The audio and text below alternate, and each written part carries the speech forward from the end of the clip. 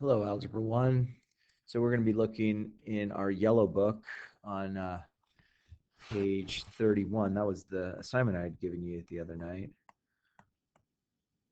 Okay, so problem number 1, they have f at n is equal to 5n plus 8. They want us to find f at negative 4. That means I'm going to take negative 4 and plug it in there.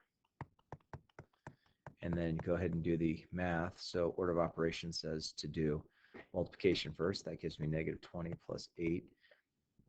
Then negative 20 plus 8 is negative 12. Problem number 2, f at n is equal to 5 raised to the n. So we want f of 4.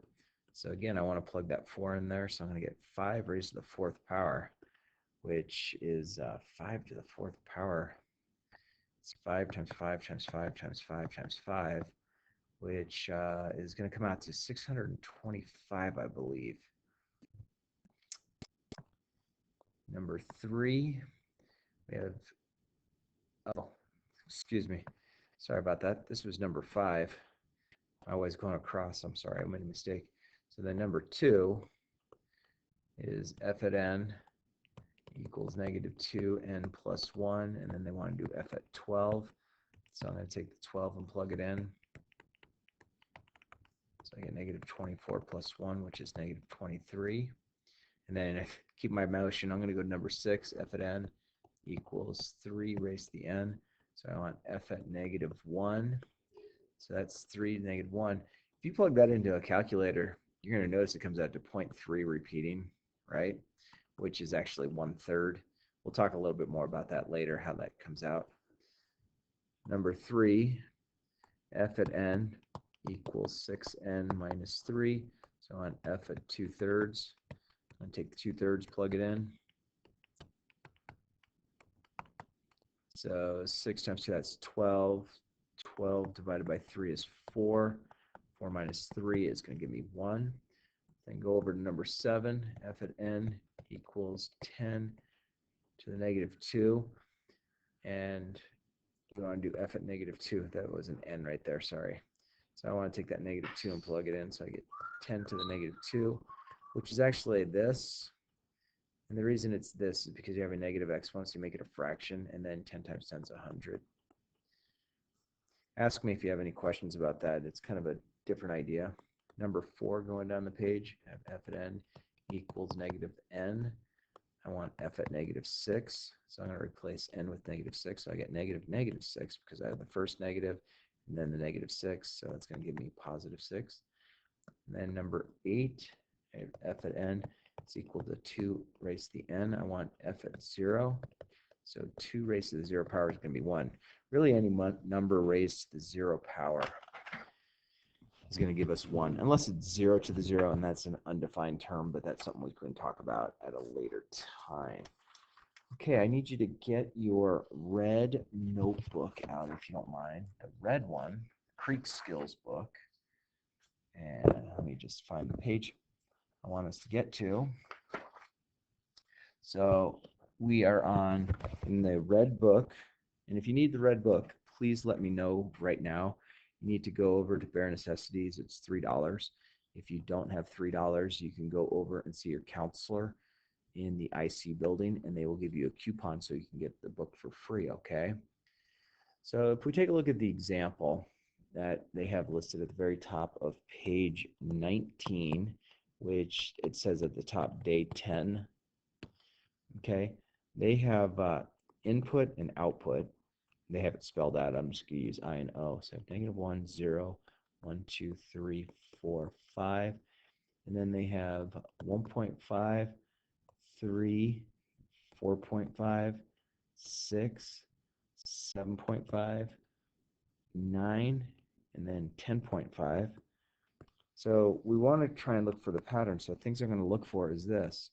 If I add those together, if I figure out what to add to each of these, I'm going to add 1.5 each time. So our equation, because we have a 1.5, and this is all addition all the way down, so this is an arithmetic series. So a few things I want you to look at. They do have the equations already written for you, but I want to show you how it works. So I have f at n equals, and they're using an x. So the 1.5, because it's arithmetic, because we're adding, that'll go first. So this 1.5 here, as I go down each time 1.5, that goes in front of the x. Okay, and then what you need to look for is what goes at the end. So where did that 3 come from? So they're looking at, if you were to plug that 0 in, you're going to get 3 there. So this is basically the first term at 0 on the input. Okay, this is called the common difference.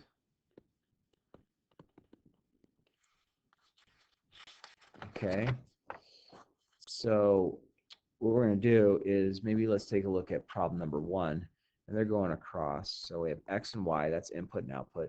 So I have 0, 1, 2, 3, 4, 5, 6, and 7. And then I have 3, 6, 9, 12.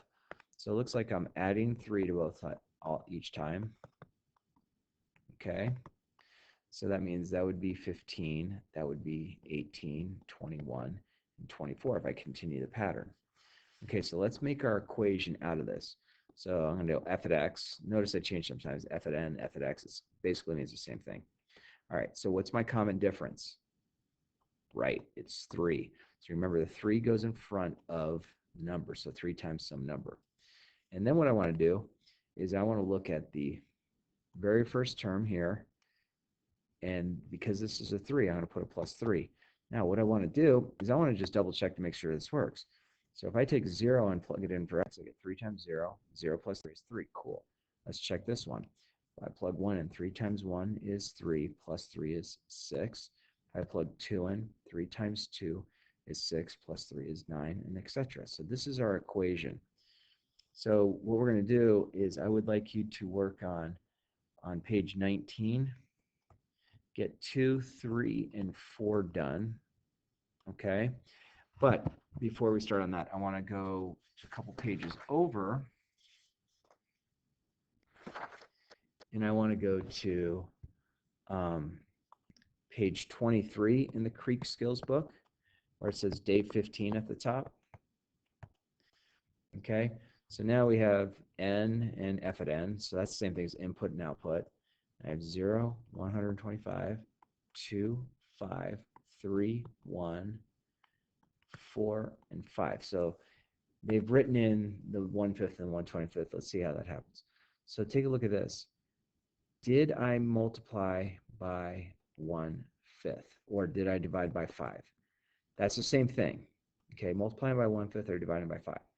And if I divide by 5 here, or multiply by 1/5 here, 1/5 of 5 gives me 1. And then if I go 1/5 of 1, I get 1/5. And if I go 1/5 of 1/5, that's 1/5 times 1/5 is 1 over 25. That's how they got that. Because these are multiplied or divided, this is going to be a geometric series. And so, so our recursive, remember that's going to be our words, and I know they have written, is the new term is equal to the previous times 1 over 5, or divided by 5, but we'll go times 1 over 5. And then our explicit function is actually the equation, and what's happening. Let's see how this is working. I'm going to use f at n. The reason I'm using f at n is because I have it there. My very first term is 125, so that fits right there. And then the 1/5 goes here, and I raise that to an exponent. So let's talk about where these things come from. So here at our first term, that's our first term. This right here is called the ratio. It's usually going to be fraction. Sometimes it could be a whole number, but sometimes it's going to be a fraction. Okay, so that's our ratio. And then it's realized you have an exponent here. So let's take a look at problem number 1. Let's figure out what it is. So we have n, we have f at n. And then we have 0, 1, 2, 3, 4, and 5. This is 1 over 36. This is 1 over 6. Okay, and then we have 1, and then we have 6. So what's taking place from here to here is I'm multiplying by 6. Okay, it's easier to see it right here. You're multiplying by 6. So if you keep this pattern going, 6 times 6 is 36. And then 6 times that, what is 6 times 36? I can't do it in my head, I'm sorry. 36 carry 3, 18, 216. Okay, so because we're multiplying, this is going to be geometric. Okay, so that's the sequence type. That's the first one. And then let's figure out what our function is. So our recursive, using words, is going to be last times 6. Okay, and then our explicit function is going to be f at n, and the reason I use f at n right there is I have it right here, is going to be equal to, well, what's my first term? Well, it's 1 over 36. Okay, and then I'm going to figure out what I'm multiplying by. So in this case, I'm going to multiply by 6, put a 6 here, and then I raise it to the n. So this 6 here, because it's the same all the way through, goes there. So this is my equation that goes to it. Okay, so what I want you to work on, I'm going to go back a couple pages. We have page 19, 2, 3, and 4, and then I'd like you to do page 23, 2, and get it all the way done to 8. Now realize some of those are going to be arithmetic, so you look for the common ratio or the common difference. So if you're adding or subtracting, and if it's geometric, you're either multiplying or dividing. A lot of times it's multiplying by a fraction. So that's a lot. When you multiply by a fraction, it's the same idea as dividing. So try those. I will come around the room and help you, but just let me, I might not be done teaching the regular class. So just kind of focus on what you're trying to do. And then when I'm done teaching, ask me and I'm happy to help. Have a nice day.